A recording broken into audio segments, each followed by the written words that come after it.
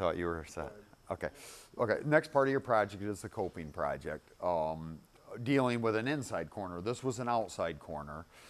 So the outside corner we put 245s on, correct? Now you would think with an inside corner you'd just put 245s on, right? But that's not what coping is, and that's not what you want to do in an inside corner. And the reason for that is, most walls are drywall. What do you got to do on an inside corner to finish it? After you drywalled, what do you do next? You tape it and mud it, correct? So when you start adding mud to that corner, is that a 90-degree angle inside corner? No, it builds it up. And if you cut 245s, they will not match up nice, okay? It'll open up. It'll either look like the back opened up or the front where you see a bunch of bare wood or a big hole, okay? But a cope fits it a lot better. And the way you do that, your first piece of base that you run, I'm gonna make a quick cut here to flatten this off, just at a straight piece. Your first piece of base that you run, and that's usually, you want to figure them for your long ones, it's just easier, but it doesn't matter either way. You're just going to butt it into that corner square. So if this was a corner here, I would just butt that in there square like that. Now the piece that is going to come in here and butt to this, that's the piece that you want to coat. Okay, so on this one, if this piece was butting into this, I call that a right cope, okay, because it would be on the right side of your piece, right? So if you were coming into this piece this way, it would be a left coat, right? They cut a little bit different. I'm left-handed. One side usually cuts easier than the other. So I want you to do a left and a right cope with this project. You got to do both. So I'm going to go ahead and show you how to do that. I'll start with the left side, and I'm going to cut both of these at the same time, this so I can get them both cut. So you are going to put a left and a right cope on your piece that you're turning in, along with another piece. Make sure you read your directions and follow the directions. But normally you wouldn't have your piece worked out where you have to put a left and a right cope on one piece. And the reason being, that would be really tough to cut and get precise so it fit good. Usually you want to work your way right around a room. So the first piece you put up, usually try to figure for your longer one, that piece goes up just square to square, okay, corner to corner or whatever, if it was one piece was enough to get a room. Then you would work your way right around the room so you're only putting one cope, either a right or a left, on it. If right's cut easier, try to figure it so you work around the room so you're putting all right copes on that you can. This makes it easier on you.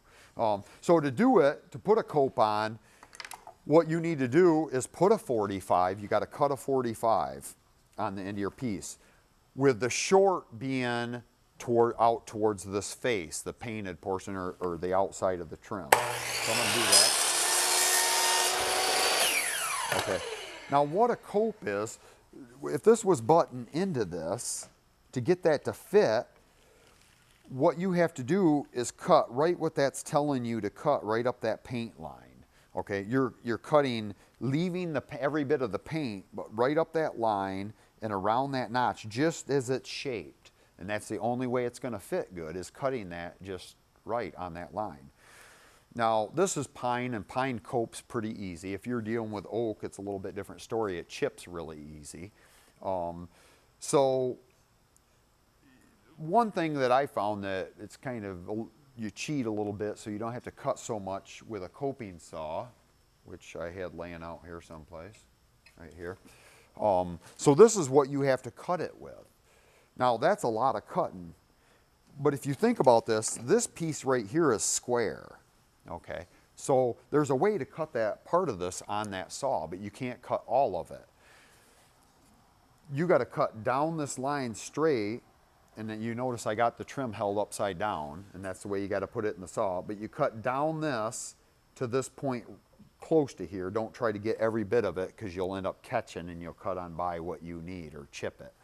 But you're going to cut down that. Another thing that has to happen, you don't really care what the back side of this is doing. what you care about is where it's going to show out here where it butts. And remember, your corner could be a little bit out of square.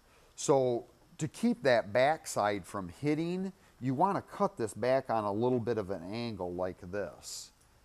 Does it have to be a set angle? No, but you don't want to do it a 45. I usually do it, my saw, when I swing it around, it automatically locks on a 15. So I usually cut it on a 15 on that back cut because it's easy. It's easy with the saw. I don't know if this one locks on a 15, but that's just what I do. So it does. It automatically locks on a 15. So that's where I'm going to cut this. So you got to watch, and the same thing. You can start out big if you're not sure where it's going to hit, and then work your way to it.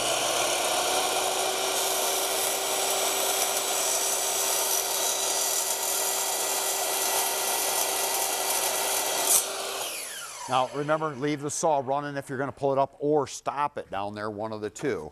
Now I cut down that, going on that angle, I cut right down that painted mark. Now I stop, you can see I stopped short of that.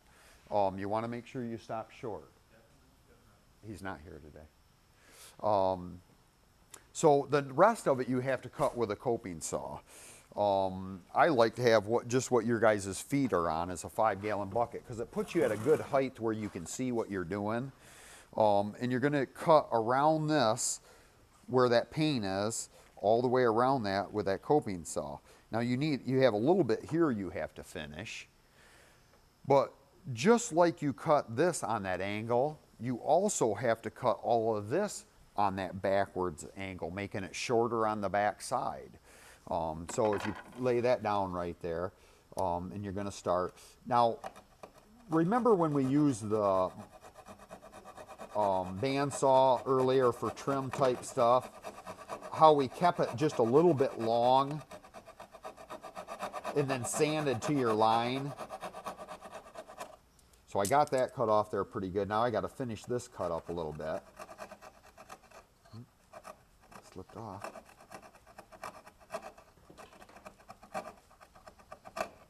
Okay, so I got that out there, but I left it just a little bit long. You can still see where I didn't quite get to the paint.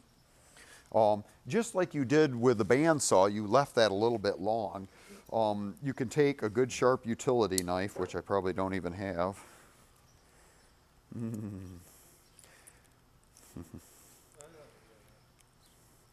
Now, what happens when you don't have a good sharp knife? Screw up. Slip and cut yourself. That's usually general rule of thumb. If you're trying to, because then you're forcing, and then you end up getting hurt. So I am gonna stop for a second here and grab a new utility blade, so I don't do that. You can't stop the video. See if there's one with a decent knife blade on there. Is that? Let's see. Does it look like it cut drywall? Because if it cut drywall, it probably isn't very sharp. You're going to get me one out, Austin. That'd be great. What else can I talk about? Why he's doing that? So this is what kind of coat? Left. Right. Yeah, looking at it would be a left, right? So that's a left coat. You are. I'm just going to do one, but the right coat's done the same way. Only remember your short's always on the face. You get a brand new one. Thanks.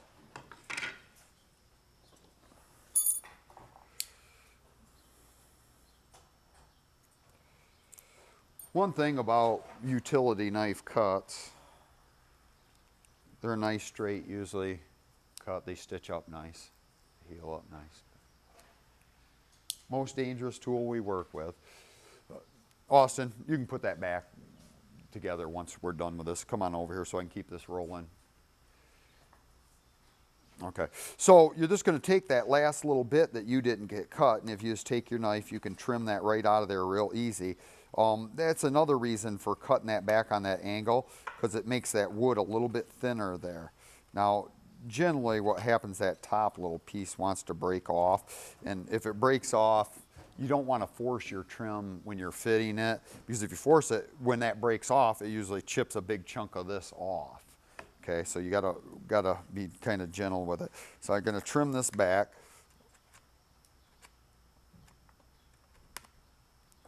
So you think you got it pretty good.